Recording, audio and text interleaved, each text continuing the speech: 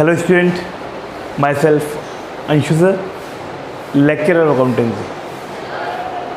Day student, हम पहले accountancy के सिलेबस के बारे में बात कर चुके हैं कि अकाउंटेंसी में चैप्टर कितने हैं, कौन सा चैप्टर कितने मार्क्स का है, कंप्लीट हम बात कर चुके हैं। और आज हम बात करने वाले हैं पार्टनरशिप के बारे में। डे स्टूडेंट, पार्टनरशिप के अंदर हमारे 4 चैप्टर हैं। पहला साझेदारी का सामान्य परिचय, general introduction of partnership. Second है नए साझेदार का प्रवेश, कि जब कोई न्यू पार्टनर फर्म में आएगा तो अकाउंटिंग कैसे होगी, इसे इंग्लिश में कहते हैं admission of a new partner. Third, साझेदार की निवृत्ति व मृत्यु पर लिखे, accounting at the time of retirement of और death of a partner. And fourth, firm का समापन, डिसोल्यूशन ऑफ फर्म। तो स्टूडेंट, हम के कितने मार्क्स के हैं, क्या है क्या नहीं है, सब कुछ हम डिस्कशन कर चुके हैं। और हमें मालूम है कि पार्टनरशिप के जो 4 चैप्टर हैं वो 25 मार्क्स के हैं। हम फर्स्ट चैप्टर स्टार्ट करने वाले हैं और फर्स्ट चैप्टर इसका नेम है साझेदारी का सामान्य परिचय। साझेदारी का सामान्य परिचय की अगर हम बात करें तो साझेदारी क्या होती है, कैसे बनती है, इसके लिए क्या होता है ये स्टूडेंट, साझेदारी अधिनियम 1932, जब भी कोई पार्टनरशिप होगी तो पार्टनरशिप एक्ट 1932 के अंतर्गत वो रजिस्टर्ड होगी। जब भी हम कोई पार्टनरशिप को बॉन्ड करेंगे, बनाएंगे, तो पार्टनरशिप एक्ट 1932 के अंतर्गत इसको रजिस्टर्ड कराना पड़ेगा। चलिए स्टूडेंट, हम बात करते हैं पार्टनरशिप होती क्या है। वैसे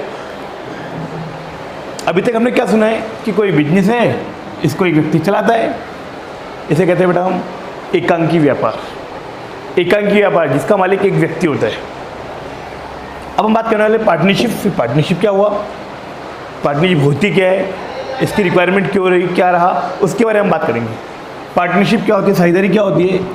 साझेदारी को इंग्लिश में हम पार्टनरशिप कहते हैं।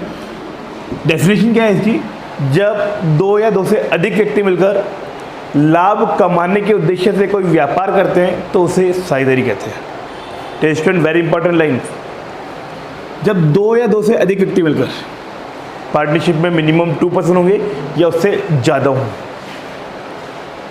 लाभ कमाने के उद्देश्य से, ऑब्जेक्ट क्या होना चाहिए, प्रॉफिट अर्न करना। बिजनेस का ऑब्जेक्ट हमेशा प्रॉफिट अर्न करना होता है।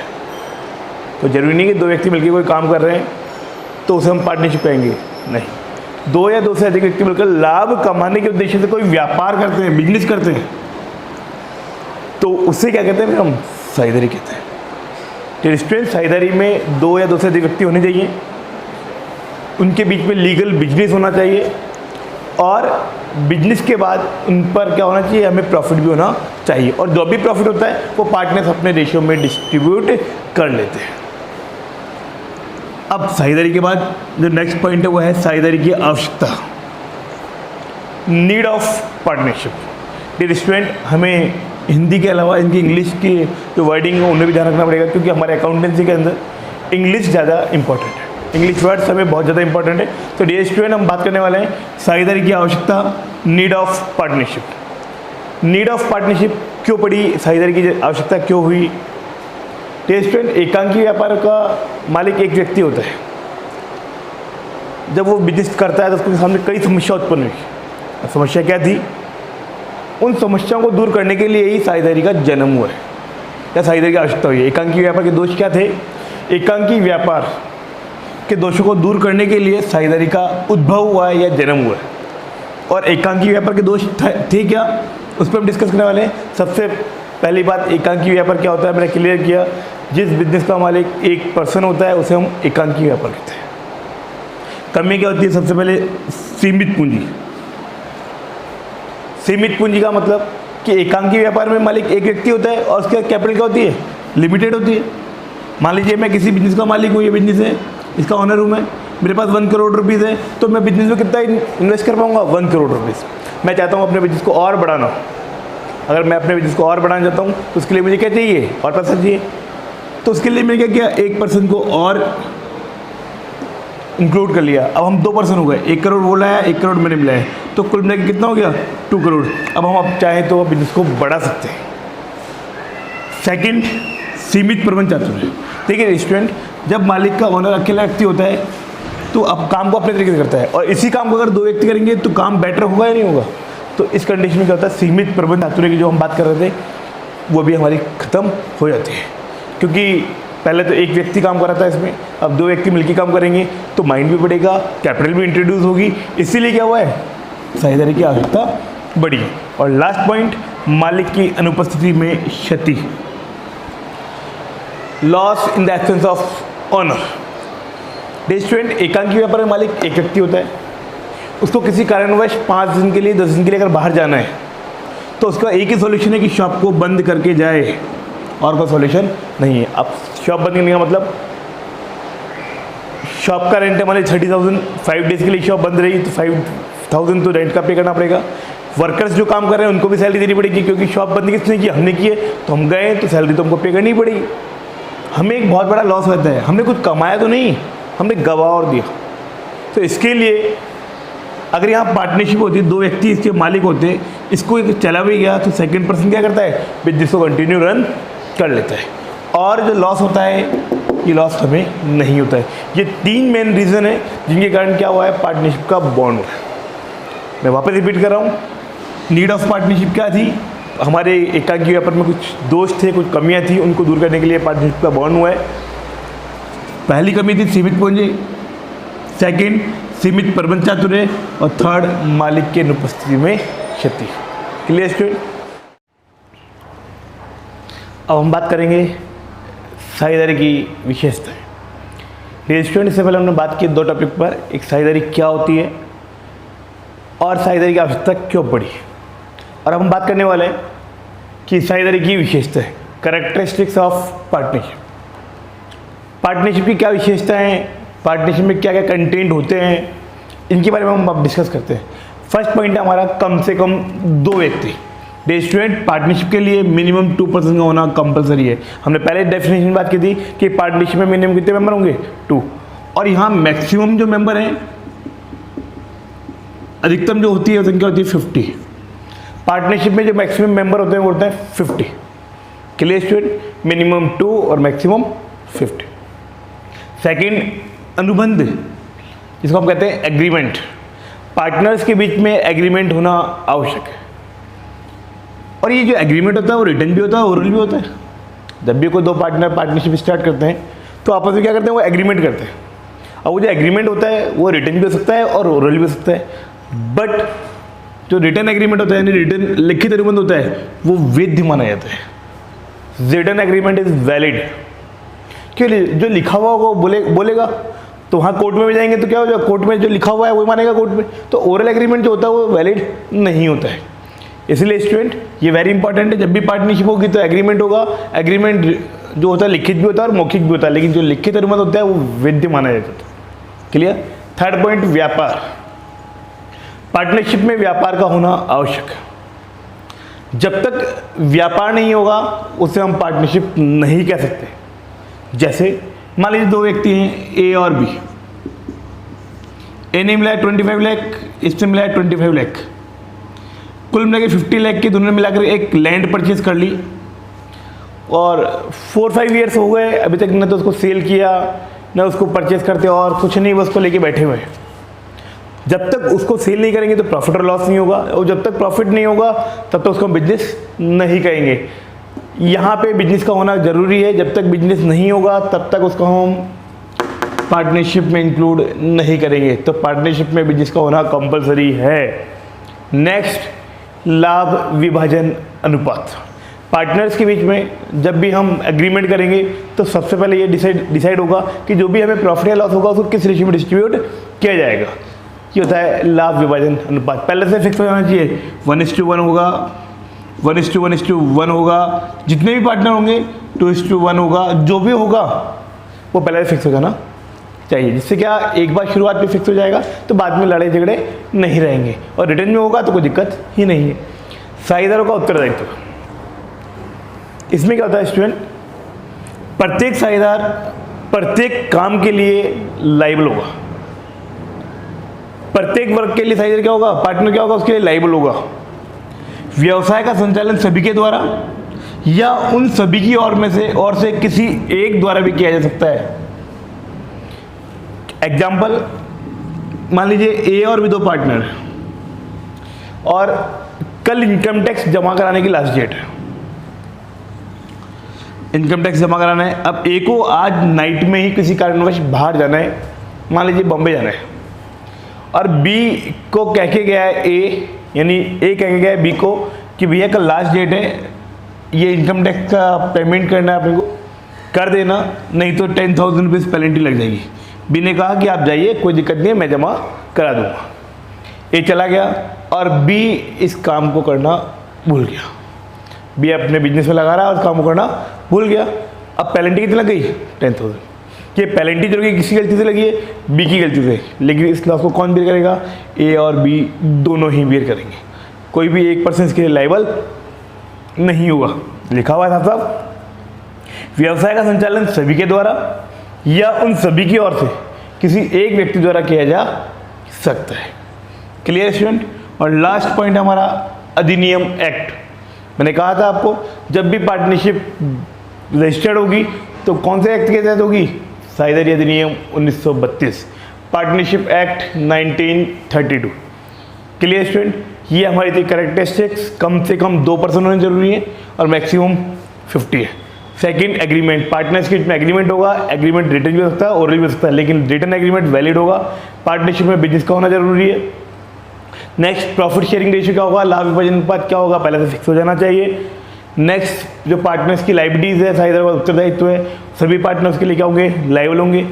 और लास्ट है एक्ट अधिनियम, साझेदारी अधिनियम 1932, इस पे एप्लीकेबल होगा। अब हम बात करेंगे साझेदारी संलेख। स्टूडेंट, अभी हमने विशेषता पढ़ी थी, वहाँ पे एक पॉइंट आया था हमारा अनुबंध, और मैंने कहा था कि अनुबंध 2 प्रकार का होता है। अनुबंध जो होता है, एग्रीमेंट होता है, वो 2 प्रकार से हो सकता है, रिटन भी हो सकता है, ओरल भी हो सकता है, यानी लिखित भी हो सकता है और मौखिक भी हो सकता है। अब हम यही बात कर रहे हैं, जो पार्टनर्स के बीच में एग्रीमेंट होता है, और एग्रीमेंट अगर लिखित होगा, लिखा हुआ होगा, तो उसे हम कहते हैं संलेख, पार्टनरशिप डीड। पार्टनरशिप डीड क्या होती है? साझेदारी संलेख क्या होता है? साझेदारों के मध्य जो लिखित अनुबंध होता है उसे साझेदारी संलेख कहते हैं। देखिए, पार्टनर्स के बीच में जो एग्रीमेंट हुआ था ना, वो जो रिटन एग्रीमेंट हुआ था उसे कहेंगे पार्टनरशिप डीड। जो ओरल एग्रीमेंट होगा वो एग्रीमेंट नहीं होता है, जो रिटन एग्रीमेंट होता है उसे क्या कहते हैं हम? Partnership deed. अब पार्टनरशिप जब डीड बनती है तो उसमें क्या क्या कंटेंट लिखे जाते हैं, कौन कौन सी बातें लिखी जाती है, आइए हम बात करते हैं। संलेख में लिखी जाने वाली बातें या तत्व। स्टूडेंट, वेरी इंपॉर्टेंट क्वेश्चन है, एग्जाम में कई बार ये क्वेश्चन पुटअप हो चुका है। मैंने आपको 9 पॉइंट इसमें लिखवाए हैं, यहाँ पे एग्जाम में आपको 4 to 5 पॉइंट लिखने होते हैं। सारे पॉइंट ईजी हैं कि जो हम डीड बना रहे हैं, पार्टनर ए और बी पार्टनरशिप कर रहे हैं, जब पार्टनरशिप करेंगे तो एग्रीमेंट होगा। अब एग्रीमेंट जो रिटन होगा उसे पार्टनरशिप डीड कहेंगे। तो पार्टनरशिप डीड जब कहेंगे उसमें क्या क्या लिखा जाएगा, किन किन बातों के बारे में लिखा जाएगा, उसके बारे में बात करते हैं। सबसे पहली बात, फर्म का नाम व पता, कि जिस फर्म को हम ओपन करने जा रहे हैं उसका नाम क्या होगा और वो एड्रेस क्या है उसका, किस जगह हम उसका ऑफिस होगा, वो पार्टनरशिप डीड में लिखा जाएगा। सेकंड, साझेदारों के नाम व पते, कौन कौन से पार्टनर होंगे, कितने पार्टनर होंगे, उनका नेम क्या होगा, उनका एड्रेस क्या होगा, ये सब एग्रीमेंट में लिखा जाएगा। थर्ड पॉइंट, साझेदारी की अवधि, जो हम पार्टनरशिप करने जा रहे हैं वो सर्टेन टाइम के लिए है या अनसर्टेन टाइम के लिए है, 1 साल के लिए है, 2 साल के लिए है, 5 साल के लिए है, या अनसर्टेन टाइम के लिए है, कितने टाइम के लिए है, वो भी इसमें लिखा होना चाहिए। नेक्स्ट, लेखांकन विधि, अकाउंटिंग मेथड, जब हम पार्टनरशिप जब करेंगे, जब बिजनेस चलेगा तो उसकी अकाउंटिंग करनी पड़ेगी, और अकाउंटिंग करने के मेथड कौन सा होगा, डबल अकाउंटिंग होगा या सिंगल अकाउंटिंग होगा, कौन सा अकाउंटिंग मेथड हम यूज़ करेंगे, कौन सी विधि यूज़ की जाएगी, वो भी इसमें लिखा जाएगा। नेक्स्ट पॉइंट, साझेदारों द्वारा लगाई गई पूंजी। ए और बी पार्टनरशिप फर्म चालू करेंगे तो बिजनेस के अंदर जब आप स्टार्ट करेंगे तो उसमें कैपिटल लगानी पड़ेगी। तो ए ने लगाया 10 लाख, बी ने लगाया 5 लाख, जो भी लगाया वो सब कहाँ में लिखा जाएगा, एग्रीमेंट में। एग्रीमेंट बोले तो पार्टनरशिप डीड में लिखा जाएगा कि ए ने कितनी कैपिटल लगाई है और बी ने कितनी कैपिटल लगाई है। नेक्स्ट पॉइंट, पूंजी पर ब्याज के संबंध में प्रावधान। पार्टनर्स ने कैपिटल लगाई है, ए ने लगाया 10 लाख, बी ने लगाया 5 लाख, तो फर्म क्या करेगी, इस पर इंटरेस्ट देगी। इंटरेस्ट की रेट क्या होगी, इंटरेस्ट दिया जाएगा या नहीं दिया जाएगा, सब कुछ इसके बारे में एग्रीमेंट में होना चाहिए कि अगर पार्टनर्स को इंटरेस्ट दिया जाएगा या नहीं दिया जाएगा, पहली बात तो, और दिया जाएगा तो इंटरेस्ट की रेट क्या होगी, ये सब कुछ लिस्ट में लिखा हुआ होना चाहिए। आहरण पर ब्याज के संबंध में प्रावधान।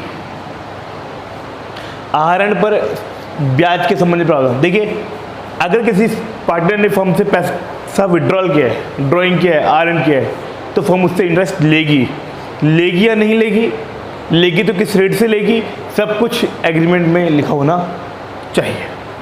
नेक्स्ट पॉइंट, पार्टनर्स को यानी साझेदारों को दे वेतन, बोनस, कमीशन के संबंध में प्रावधान कि पार्टनर्स को सैलरी दी जाएगी या नहीं दी जाएगी, पार्टनर्स को बोनस दिया जाएगा नहीं दिया जाएगा तो कितना दिया जाएगा, कमीशन देना है या नहीं देना है तो कितना देना है, इन सब के बारे में कहीं में लिखा होना चाहिए, पार्टनरशिप डीड में लिखा होना चाहिए, एग्रीमेंट में लिखा होना चाहिए। प्रॉफिट शेयरिंग रेशियो, ए और बी पार्टनर है, फ्यूचर में जब प्रॉफिट होगा, बिजनेस को रन करेंगे, प्रॉफिट होगा, उस प्रॉफिट को किस रेशियो में डिस्ट्रीब्यूट किया जाएगा, 2:1 में होगा, 1:1 में होगा, 3:2 में होगा। जितने पार्टनर होंगे, मान लीजिए 3 पार्टनर हैं तो हो सकता है 1:1 हो, 2:1 हो, जो भी होगा पहले से पार्टनरशिप डीड में लिखा होना चाहिए।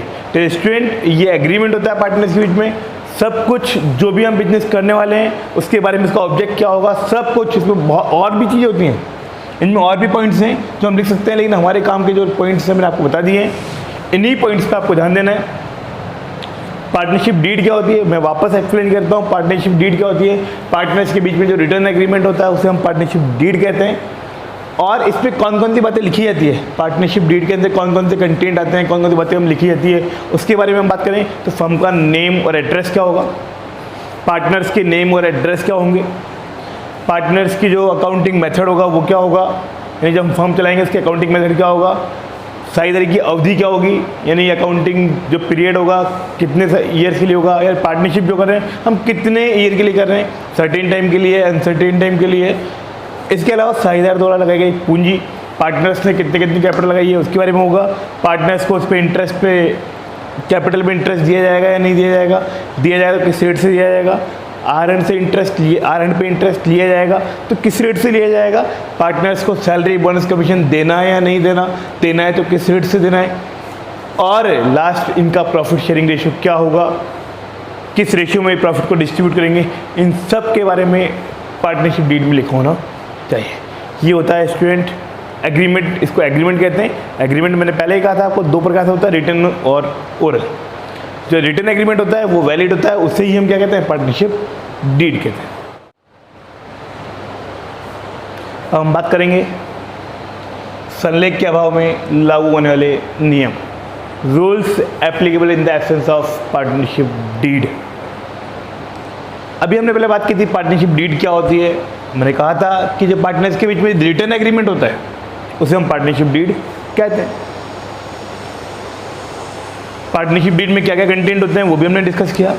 अब हम बात कर रहे हैं अगर पार्टनर्स के बीच में डीड ही नहीं हुई, कोई एग्रीमेंट ही नहीं हुआ, एग्रीमेंट मान लो हुआ भी है लेकिन ओरल एग्रीमेंट हुआ है, जब पार्टनर्स के बीच में ओरल एग्रीमेंट हुआ है तो फिर क्या होगा, अगर पार्टनर्स के बीच में रिटन एग्रीमेंट नहीं है, ओरल एग्रीमेंट है, तो वो वैलिड नहीं होता है। और जब एग्रीमेंट वैलिड नहीं होगा तो क्या क्या रूल्स एप्लीकेबल होंगे, ये रहे। वेरी इंपॉर्टेंट, हर पॉइंट पे एग्जाम में क्वेश्चन पुटअप हो चुका है, बोर्ड एग्जाम के अंदर हर पॉइंट पे क्वेश्चन पुटअप हो चुका है। हम बात करेंगे किस किस तरह के क्वेश्चन पुटअप हो चुके हैं। आइए पहले हम इन पॉइंट की बात करते हैं कि अगर मान लीजिए कोई पार्टनर है, 2 पार्टनर है, आपस में किसी भी चीज़ को लेकर अनबन हो जाती है, कोर्ट में चले जाते हैं, तो कोर्ट क्या डिसीजन देगा। अगर पार्टनर्स के बीच में एग्रीमेंट नहीं है तो क्या क्या रूल्स एप्लीकेबल होंगे। फर्स्ट पॉइंट, लाभों को बराबर बांटा जाएगा। It means profit will distribute in equal ratio. It means ये हुआ कि ए और बी पार्टनर हैं, रेशियो डिसाइड हुआ था 3:1। फर्म को प्रॉफिट हो गया 16 लाख का, जब डिस्ट्रीब्यूट हुआ 4 लाख एंड 12 लाख एंड 4 लाख, जब डिस्ट्रीब्यूशन हुआ तो इसके 12 लाख ऐसे 4 लाख आया, तो आपस में जब इनमें बी कहता है अपने मेहनत तो बराबर की, लेकिन तुझे पास 12 मेरे पास 4, अगर रिटर्न एग्रीमेंट होता तो जो लिखा हुआ था वो मिलता, लेकिन यहाँ पे ओरल एग्रीमेंट था। जब एग्रीमेंट ओरल था तो बी को पता लगा कि ओरल एग्रीमेंट तो वैलिड होता नहीं है, कोर्ट चले गया। जब कोर्ट में कहा तो ए कहता है कोर्ट में क्या कि नहीं हमारा तो एग्रीमेंट हुआ 3:1 का, तो कोर्ट कहता है आपका रिटर्न एग्रीमेंट है क्या, तो ए कहता है नहीं रिटर्न एग्रीमेंट तो हमारे पास नहीं है। तो कोर्ट ने कहा अगर आपके पास रिटर्न एग्रीमेंट नहीं है तो उस केस में आपको प्रॉफिट को इक्वल बांटना पड़ेगा, लाभों को बराबर बांटा जाएगा। सल्ले के अभाव में लाभों को बराबर बांटा जाएगा। सेकंड पॉइंट, ना तो पूंजी पर ब्याज दिया जाएगा और ना ही आरएनए पर ब्याज लिया जाएगा। किसी भी साझेदार को उसके जो कैपिटल लगाई है उस पर इंटरेस्ट का पेमेंट नहीं किया जाएगा। अगर हाँ पार्टनरशिप डीड होती है उस पर लिखा हुआ था तो देते हम, जब एग्रीमेंट नहीं है आपके पास, पार्टनरशिप डीड नहीं है, तो उस केस में किसी भी पार्टनर को ना तो इंटरेस्ट ऑन कैपिटल दिया जाएगा और ना इंटरेस्ट ऑन ड्राइंग लिया जाएगा। थर्ड पॉइंट, किसी भी साझेदार को वेतन बोनस कमीशन का भुगतान नहीं किया जाएगा। ए और बी पार्टनर है, इनमें आपस में डिसाइड हुआ था कि बी ने कहा था कि ए ने कहा था बी को कि तुझे 5,000 रुपीज़ पर मंथ सैलरी मिलेगी। बाद में झगड़े हुए कोई बात को लेकर के, ओरल एग्रीमेंट था, रिटर्न होता तो जो लिखा होता मिलता, लेकिन ओरल एग्रीमेंट था वो वैलिड नहीं होगा। तो उस केस में अगर ए कोर्ट में चले गया और बी कहता है हमारी बात हुई थी, उस केस में वो वैलिड नहीं माना जाएगा और किसी भी साझेदार को वेतन बोनस कमीशन का भुगतान नहीं किया जाएगा। Fourth point, very important point, यदि किसी साझेदार ने फर्म को ऋण दिया है यानी लोन दिया है, किसी पार्टनर ने फर्म को लोन दिया है एज ए लोन, ए और बी दो पार्टनर थे, कैपिटल लगाई वो तो अलग होती है, इसके अलावा फर्म को रिक्वायरमेंट रही तो ए ने फर्म को 5 लाख रुपीज़ का एक्स्ट्रा लोन दिया। हमको रिक्वायरमेंट थी, हम बैंक से लेते, इससे बढ़िया हम इसे ले लिया कि भैया तुझे इंटरेस्ट दे देंगे, हम तुझे 10% इंटरेस्ट दे देंगे। ये डिस्कशन हो गया था, लेकिन ये एग्रीमेंट रिटर्न में नहीं था। ए कोर्ट में गया, कहता है कि हमारी बात हुई थी 10% इंटरेस्ट की, तो बी कहता है कि नहीं ऐसी हमारी कोई बात नहीं हुई। तो ए कहता है, कोर्ट कहता है ए को कि आपके पास कोई रिटर्न एग्रीमेंट है क्या, बोला नहीं है। अगर आपके पास रिटर्न एग्रीमेंट नहीं है तो ये वैलिड नहीं माना जाएगा। उस केस में यदि किसी साझेदार ने फर्म को ऋण दिया है तो उस पर 6% पर एनम वार्षिक की दर से ब्याज का भुगतान किया जाएगा। और लास्ट पॉइंट, प्रत्येक साझेदार को फर्म की पुस्तकें जांचने का अधिकार होगा। अगर पार्टनरशिप डीड नहीं है तो भी प्रत्येक साझेदार को फर्म की बुक्स ऑफ अकाउंट चेक करने का अधिकार है। ये स्टूडेंट, ये हमारे थे 5 पॉइंट, वेरी वेरी इंपॉर्टेंट। मैं एक बार वापस रिपीट करता हूँ। पहला क्वेश्चन जो पुटअप होता है कि in the absence of partnership deed सल्ले के अभाव में लाभों को किस अनुपात में बांटा जाता है, आंसर होता है इक्वल रेशियो में। सेकेंड क्वेश्चन ये पुटअप किया जाता है कि अगर पार्टनरशिप डीड नहीं है, सल्लेख नहीं है, तो पूंजी पर ब्याज कितना दिया जाएगा, सल्लेख के अभाव में पूंजी पर ब्याज नहीं दिया जाएगा और नहीं आरएनए पे ब्याज लिया जाएगा। थर्ड पॉइंट, क्या सल्लेख के अभाव में किसी साझेदार को वेतन कमीशन बोनस दिया जाता है क्या, सल्लेख के अभाव में किसी भी साझेदार को वेतन बोनस कमीशन का भुगतान नहीं किया जाता। फोर्थ पॉइंट, यदि किसी पार्टनर ने फर्म को एज ए लोन पैसा दिया है, ऋण के रूप में पैसा दिया, तो उस पर इंटरेस्ट दिया जाएगा या नहीं, और दिया जाएगा तो किस रेट से दिया जाएगा, तो आंसर होगा इंटरेस्ट दिया जाएगा और इंटरेस्ट की रेट होगी 6% पर एनम। इंटरेस्ट कहीं पे, इस पे नहीं, पूंजी पर ब्याज पे नहीं, केवल लोन पे ही दिया जाएगा। Clear student. और सल्लेख के अभाव में प्रत्येक पार्टनर के पास राइट होता है कि वो फर्म की पुस्तकें चेक कर सकता है, जांच कर सकता है कि अकाउंट्स जो है वो सही है या गलत है। Clear student. जय हिंद, जय भारत।